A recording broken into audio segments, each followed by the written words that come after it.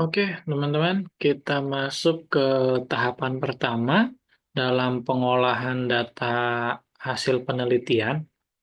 Nah, data hasil penelitian ini, yang pertama yang harus kita lakukan itu melakukan proses tabulasi, ya. Nah, jadi proses pengimpunan data dari kuesioner ataupun dari survei yang kita lakukan, ya, ke dalam bentuk coding-coding, ya, atau pemisalan. Nah, yang pertama kita ambil contoh di sini bagaimana tampilan tabulasi yang sudah saya buat, ya. Jadi teman-teman bisa mengikuti ataupun bisa membuat format yang sama seperti ini tampilan tabulasinya, terdiri dari nomor, kemudian karakteristik responden di sini, ya.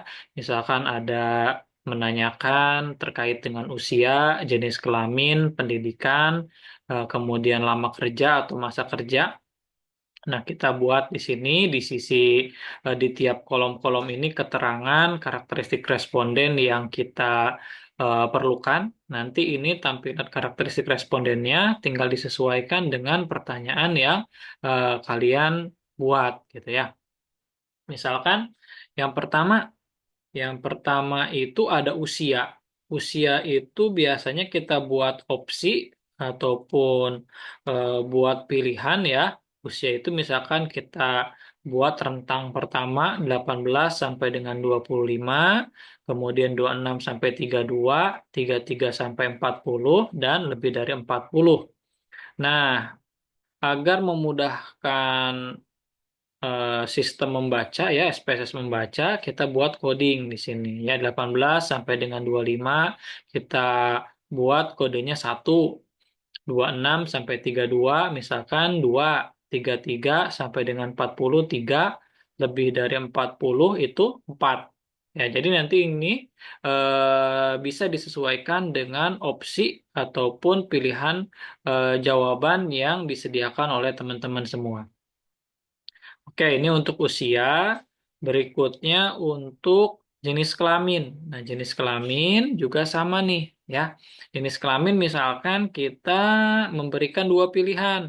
Misalkan laki-laki dan perempuan. Laki-laki kita simbolkan 1, perempuan kita simbolkan 2, ya. Nah, berikutnya juga misalkan tingkat pendidikan, mulai dari SLTA, diploma, S1, S2. Ini sesuaikan saja dengan pilihan pertanyaan yang teman-teman buat.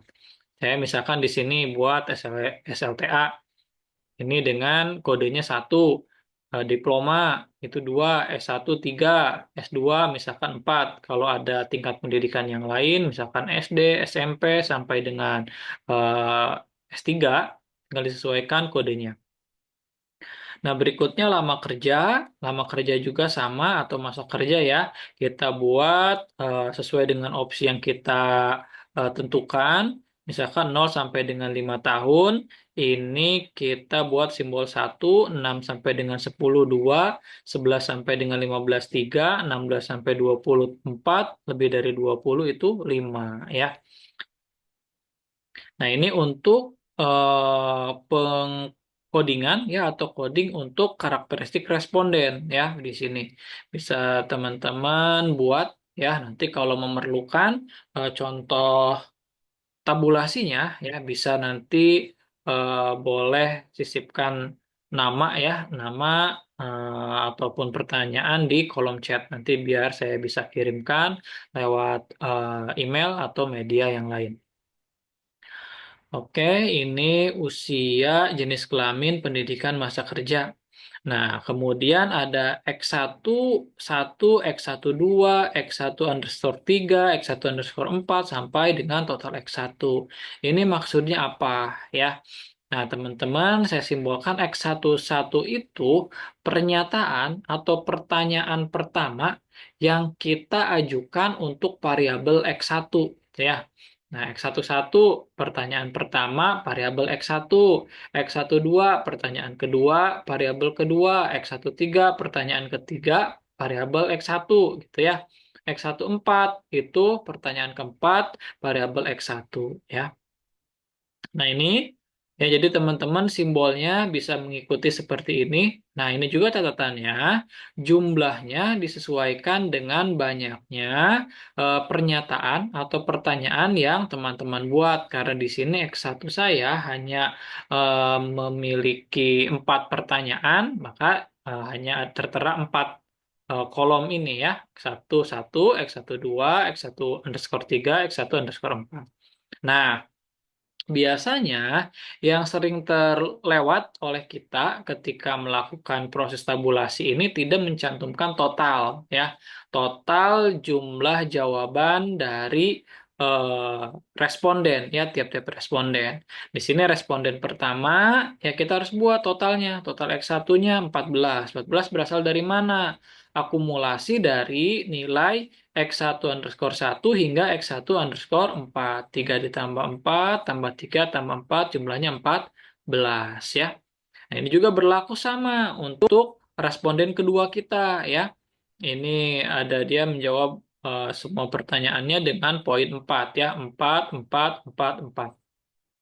Oke. Nah, teman-teman mungkin masih ada pertanyaan. Nah, ada nilai 3, 4, ya, kemudian mungkin ada yang jawabannya 5, atau jawabannya 2, atau jawabannya 1. Ini saya sesuaikan dengan opsi jawaban saya, gitu ya. Misalkan gini, kita buat opsinya di pernyataan kuesioner kita ada 5 opsi. Misalkan ya, sangat setuju, setuju, ragu-ragu, kurang setuju, sama-sama sama sangat tidak setuju. Nah, kita simbolkan misalkan sangat setuju itu dengan angka 5 gitu ya. Kemudian setuju itu dengan angka 4, kemudian ragu-ragu atau misalkan ada yang jawabannya misalkan menyebutkan dengan netral itu 3 ya, kemudian kurang setuju 2 gitu ya, kemudian sangat tidak setuju dengan 1. Ya, jadi teman-teman biar tahu ya, 3, 4 itu 5, 2, 1 itu merupakan penyimbolan dari opsi jawaban yang kita berikan. Nah, gimana misalkan kalau rentangnya sampai 7 gitu ya, atau rentangnya sampai dengan 9 kayak gitu ya. Tinggal disesuaikan saja ya, tinggal disesuaikan dengan opsi jawaban dari teman-teman. Tapi biasanya berlakunya 5 opsi jawaban ini ya, sangat setuju, setuju, ragu-ragu, kurang setuju sama sangat kurang setuju ya. Oke ya. Ini apa? Untuk variabel X1. Nah, berikutnya juga sama untuk variabel X2.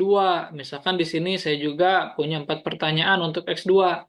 Kita simbolkan pertanyaan pertama X2 itu dengan X2 underscore 1, kemudian pertanyaan kedua dengan X2 underscore 2, hingga pertanyaan keempat X2 underscore 4. Jangan lupa total ya, total.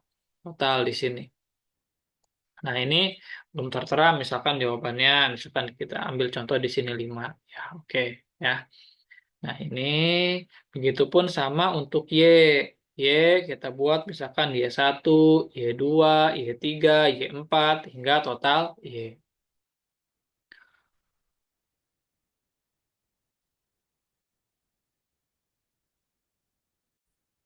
Nah, itu teman-teman kira-kira ya langkah pertama dari proses pengolahan data. Jadi teman-teman itu ketika mengolah data harus ya harus mencatatkannya atau menuliskannya dalam bentuk tabulasi gitu ya.